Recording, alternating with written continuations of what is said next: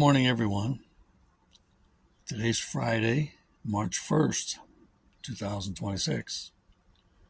And Millie, my partner in news, is not much of a participant this morning. Yeah, you're kind of sleepy, huh? It's okay, you just sleep. Number one, a report from Senator Ron Johnson claims U.S. health officials ignored critical warning signs tied to COVID-19 vaccines, sidelined internal analysis, and suppressed findings from within the FDA itself. Largest COVID-19 vaccine autopsy study found 73.9% of post-vaccination deaths were caused by the shot. This wasn't incompetence. It was a deliberate cover-up that endangered every man, woman, and child who trusted the government. Man, that's big. Naomi Wolf is also writing a lot about this, and they're finding internal emails that showed they knew. A large percentage of women that were pregnant lost their babies. It's disgraceful. Ron Johnson's really coming out against what these government agencies have done. And here's a good one. Canada is working on making euthanasia of the mentally ill legal. There's my train. We have trains that come through here. And they blow their horn. Two longs, a short and a long, means they're coming up to an intersection. And some engineers, it's supposed to be a 2-second long and a 1-second short. But some engineers do 4 or 5-second longs. It's really annoying. I guess they're warning people better. I don't know. Try to look at the good side of everything. What are you doing here? You moving your location or what?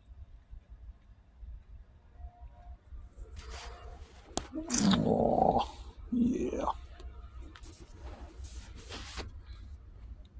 Canada is working on making euthanasia of the mentally ill legal. A psychiatrist told lawmakers that some patients are getting access to assisted dying illegally and warned the issue is happening out of public view. Now, depression and eating disorders are being floated as reasons for assisted death. You're quite a bit overweight there, buddy. How about we kill you? You want to die? We can help with that. Oh my gosh. Stop the world. I want to get off. James Comey's in the news again. He appeared in court Wednesday to answer his charges. Evidently, he wasn't just arrested for a picture of seashells. At that same time, he posted a promotion for his book, which was about assassinating a president. The plot of his book had to do with using code to tell others to assassinate a president.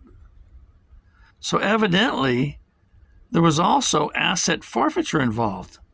So the word is that he made profit from the sale of that book, which was a crime. So they may have taken the assets from the sales of his book. So if he used the 8647 to promote his book, which had to do with putting out code to assassinate a president, then it's pretty obvious he knew what 8647 was.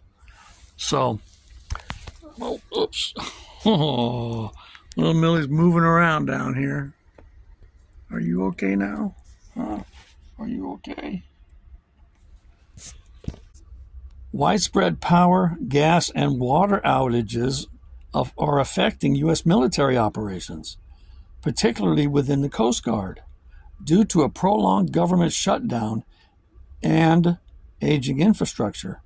As of April 30, 2026, which was yesterday, the Coast Guard faces a $300 million debt with over 5,000 unpaid utility bills totaling $5.2 million, leading to service shutoffs at duty stations and housing units worldwide.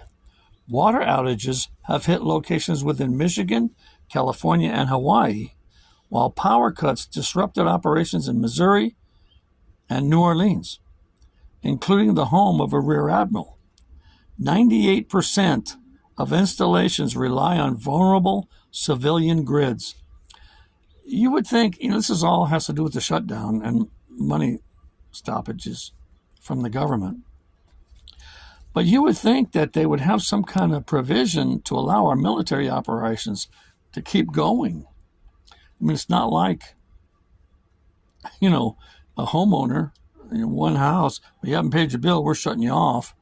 It's the military. Well, you haven't paid your bill, we're shutting you down. That sounds wrong to me. President Trump on Thursday signed legislation ending the longest partial government shutdown in U.S. history at 75 days. The bill reopens Department of Homeland Security components, including the TSA, Coast Guard, FEMA, and Secret Service, through September 30. So we'll probably might have to go through this again in a few months. Funding for ICE and the Border Patrol was left out after Democrats objected and will be handled separately through a budget reconciliation, a process Republicans can pass without votes from Democrats. That whole shutdown thing was all because of ICE and the Border Patrol. Democrats don't like ICE. They don't like deporting illegals. And they don't like illegals not being able to vote. I tell you, I don't know. I don't claim to be a Democrat or a Republican, but I used to be a Democrat.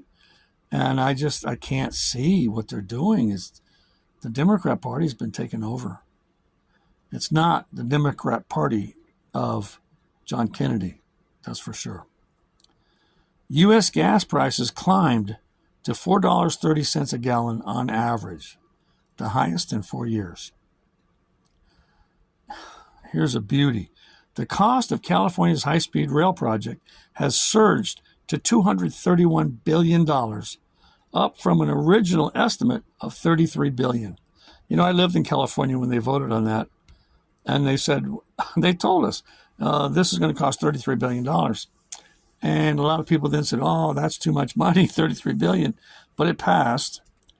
And I knew then that it's going to go way over $33 billion. Just because of the way government operates. They always go over budget. I would say probably 100% of the time. And a lot of it's graft. People making money, cousins making money, contractors that probably aren't even on the job. It's just crazy. Well, I'm going to leave you with a quote of the day. I read this, and I thought it was pretty good. Take the lead in honoring one another. Everybody have a great day today. See you tomorrow.